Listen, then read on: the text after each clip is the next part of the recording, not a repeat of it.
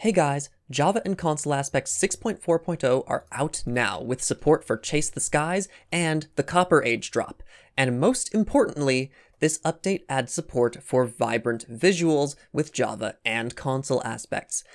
Mojang decided to add a new graphics mode in 1.20, that required a lot of work from creators like me. So this update is the first of a few in a series of me making sure that Java and Console Aspects fully support vibrant visuals. Now, this update is fully usable. It no longer has any major issues, like the player shadow having extremely fast limbs when you jump and sprint for some reason.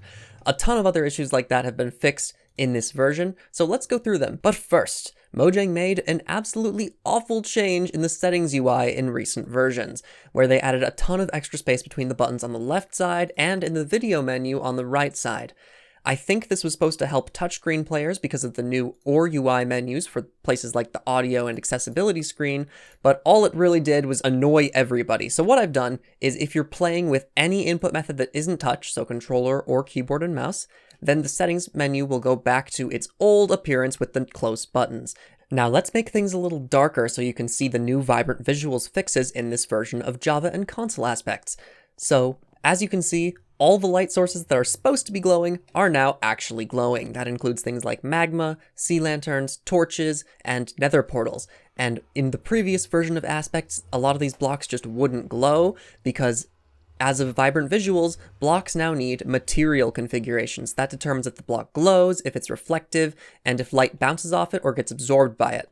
So that adds a lot of new complications for packs that had existing textures, like Java Aspects. So this update includes the most important fixes for materials, so everything emissive block related has been fixed, and importantly, a lot of emissive mobs have also been fixed. Here are 4 good examples. There's the glow squid. Of course, it's supposed to glow. In the previous version, it was no longer glowing. The Vex is supposed to glow. In the previous version, it wasn't glowing. The Blaze is supposed to fully glow, and the Magma Cube is interesting because the Magma Cube only glows partially on the eyes and on the internal Magma Cube itself. Now, it is important to mention that Vibrant Visuals is not on Java Edition. So am I matching how Java Edition looks for these things?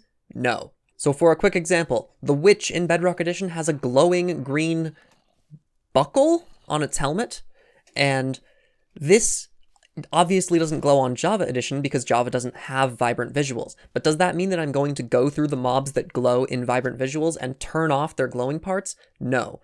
Instead, what I've decided for Aspects is that vibrant visuals will match how it looks on vanilla Bedrock until Mojang adds a feature that starts to conflict with it. But since Java doesn't have vibrant visuals right now, there's really nothing to reference, so I just match Bedrock. And finally, in vibrant visuals news for Java Aspects, the biome color grading, lighting, atmospherics, and fog have been updated. In this forest, there's not really a special configuration, so you won't notice anything, but one of the, typical vibrant visuals appearances currently is the Mexico color grading that you get in warm biomes. It's a little dramatic in jungles, and it's really dramatic in mesas and deserts, and now you will enjoy color grading, atmospherics, lighting, and water configurations for every biome. You also get the fog configurations, so things like the Pale Garden are now properly foggy, even when Java Aspects is applied. And that is all the vibrant visuals news for now, so let's switch back to fancy graphics, where things are much more easy to see, especially when we're showing off technical features like minor texture changes or animation changes, and things also look a lot more like Java Edition. To talk about knockback sounds, because a long-requested feature in Java Aspects has been adding more of the sounds from the player actions that are exclusive to Java. So listen when I hit this husk normally, then listen when I hit it with a critical attack, and now listen with the new knockback attack when you're sprinting. It's like a cartoon slap sound effect. So now if you're spam clicking and you're attacking something, you get a much more dramatic slap effect like Java Edition instead of the typical heavy attack sound from Bedrock. And lastly, in this list of sign things that are hard to represent visually, biome-specific music has been fixed in this update.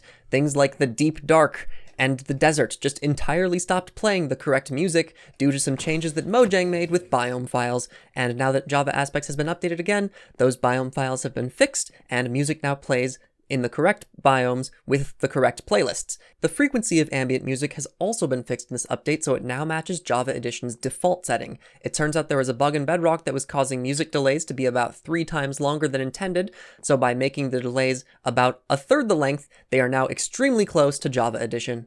Now before I open this chest, I need to preface that I do not have Java Aspect items icons applied right now. Notice that we've got the normal Bedrock walls, but when we open this chest, all of these items now have proper shading on their item icons, and this applies for everyone using Aspects. You don't have to use the item icons pack to get this feature. Heads, conduit, decorated pot, banners, shields, and the copper golem are now shaded in inventories, and this also works with any texture pack. So any pack that retextures the banner or the mob head will still have accurate shading. Before we pay attention to these armor stands, let's look straight up at the clouds to notice that they're now using their new shapes from Chase the Skies. Java Aspects now uses the correct cloud shapes, and so does Console Aspects when you're using updated textures. For a long time, Java Aspects has gone in and fixed the item poses for held items, for swords, signs, and a bunch of random things like drip leaf, but one of the biggest mistakes was that blocks looked incorrect. This issue no longer occurs. In this update, just about every tool, item, and block is held correctly in your hand. This also applies for the new copper tools, and it applies for things like armors, which broke in the last update due to some changes related to attachables, and it applies to the new harness, which was added in Chase the Skies. And these fixed item poses even apply to some add-on items. So if you're using something like Toycat's Toolkit, which adds new multi-tools that have the is tool tag, then they will also be positioned correctly in your hand while using Aspects. Any tool with the is tool tag will now look correct. Allays and Vex now have proper semi-transparent lower torsos that match Java Edition. When these entities were first added to Bedrock, they didn't use the semi-transparent look because of an issue with material layering, but Lionhead has found a workaround that allows the correct textures to be used from Java Edition. The lead rope texture has also been updated when leeching a mob so that it has a similar number of notches as Java Edition. See, this rope has twice as many notches as it would in Bedrock in vanilla. Even more smooth entity animations have been added in this update, this time for the fox, the panda, and the rabbit. Rabbit legs are no longer janky when they jump around, although it's still a little janky because the rabbit jumps way too low on Bedrock Edition, but that's not something that we can fix with a resource pack. Pandas, when they roll around, we might need to spawn quite a few to get a silly panda, but when a panda rolls, it is now entirely smooth and not janky. And finally, when a fox pounces, it now smoothly curves up and down. And for our final feature in the Java Aspect section of the video, experience orbs have been updated to glow properly in the dark. In previous versions, experience orbs were changed to not glow, but it turns out that I misinterpreted how they work on Java Edition, so now they also glow properly at night while remaining semi-transparent. Now when I hit this button up here, we're going to switch to Console Aspects, but as always I want to let you know that the Console Aspects section of the video contains features that apply to both packs. Most of the features that you see in the Java Aspects section also apply to Console Aspects. Without further ado, let's go. Now Agent, I hear you say, why do you have Vibrant Visual support in Console Aspects? The console editions were discontinued years ago, long before Vibrant Visuals was ever created, and it doesn't really make sense to try to use a console aesthetic with the brand new fancy graphics mode. And to that I say, but I want to.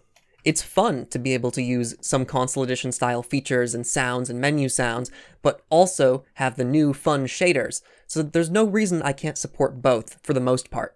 If there's ever a case where adding a feature to Java or Console Aspects will compromise the look of fancy graphics, then of course I won't do that.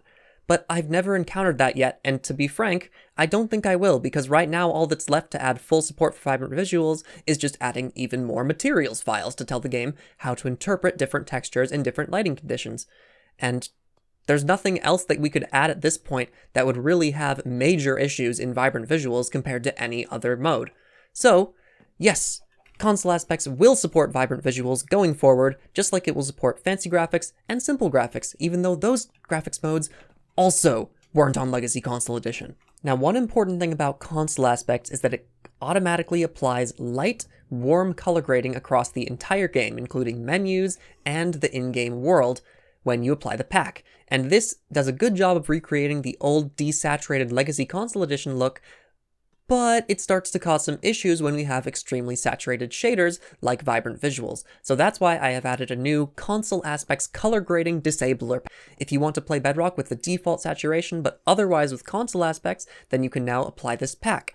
If you're planning to use console aspects with vibrant visuals, you should definitely apply this pack because it looks extremely washed out if you don't apply it. Now, one of the more difficult things about console aspects is that the mob textures use the classic textures even in the default textures mode, and this means that there are no materials created by Mojang that I can just copy and paste in here to add material support, which means that for a lot of old entities like the magma cube, I've had to go in and manually create texture maps to tell the game how to interact the lighting and the entity.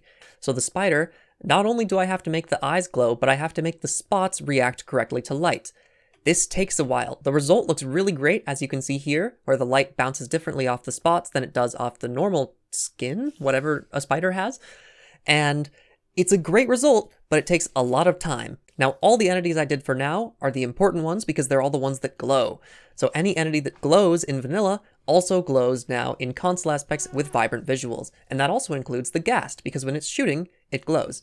So the ghast, of course, uses the old resolution in console aspects instead of the new high-resolution texture from Chase the Skies, and it even has proper materials now. For now, let's disable vibrant visuals, but keep the color grading disabler pack enabled, so you can see what console aspects looks like if we don't have that color grading. It's really interesting to see Minecraft in the full saturation, but with the console style everywhere else, such as in the mobs, because now the chicken and the pig have been fixed so that they use the correct classic textures in default and classic mode, and the husk has been fixed so that it no longer has a white box around its head, which might be the dumbest bug I've ever seen get added to the game.